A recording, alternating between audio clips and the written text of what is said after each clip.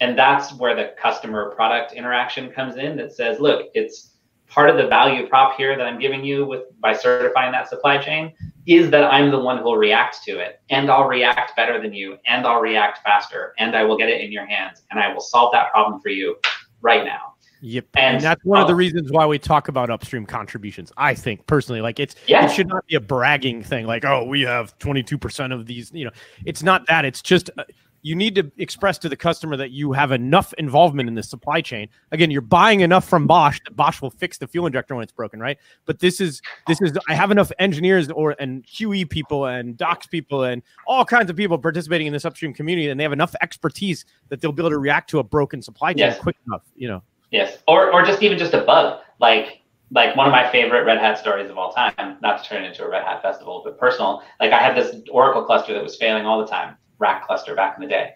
And it was because there was this query we were running that was smaller than the size of a kernel task struct.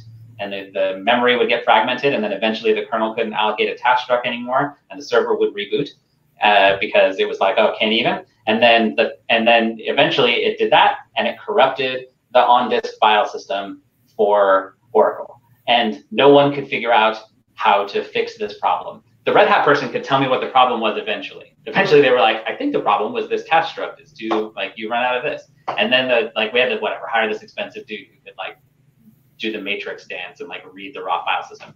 But both of those existed because there were vendors who knew that those people were real and could make them happen. Red Hat put a dude on a plane, sat next to me, the dude who could crack open the raw file system and read it in hex, and then see the line that was wrong and be like, oh, that's wrong. And I'm like, what's wrong? He's like, see that little hex there? That's wrong. And then he typed in the fix. He just was like, boop, boop, boop, boop, boop. And I was like, whoa, what are you doing? And he was like, open it now. And everything was cool. And I was like, that is the scariest thing I've ever seen in my life.